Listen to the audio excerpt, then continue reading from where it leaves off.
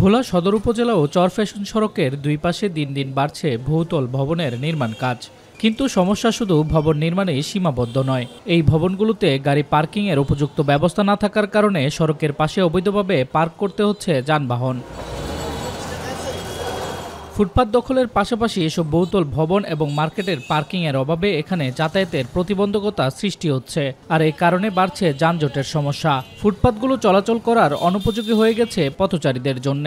বড় বড় বিল্ডিং হতে ভোলাতে আমাদের নিচে গাড়ি গ্যারেজ না রাখাতে, হোন্ডা রোডে রাখাতে আমাদের যানজট বিঘ্ন করছে পথচারীদের। আপনার বড় বড় বিল্ডিংগুলো হইতেছে, এটার সামনে কিন্তু আবার কি দোকানদারেরাই কি হকারদেরকে বসাইতেছে। এই হকারদের কারণে পথচারীদের বড় দুর্ভোগ হয়েছে আমাদের এইটাই। যে পাশে যে ফুটপাতগুলো বসে এগুলা যদি না বসাইলে সবচেয়ে ভালো হয়। ওয়ালটন এখন দেশের সীমানা পেরিয়ে পৌঁছে গিয়েছে 50টিরও বেশি দেশে। ওয়ালটন, ঘরে ঘরে বিশ্বজুড়ে।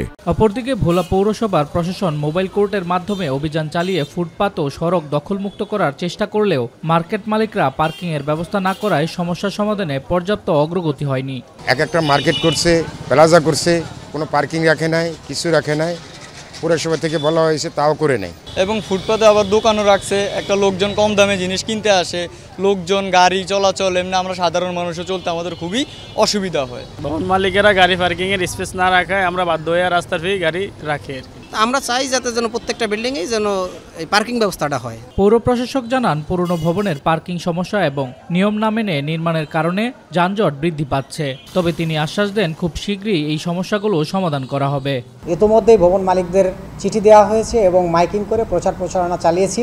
আগামী 8 তারিখ এই অবৈধ দোকানপাট ভেঙে ফেলে সেখানে আমরা পার্কিংয়ের জন্য স্পেস বের করে দিব।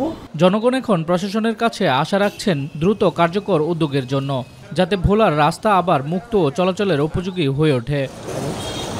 শামস তাবরিজ উচ্ছ্বাস, মাই টিভি নিউজ ডেস্ক।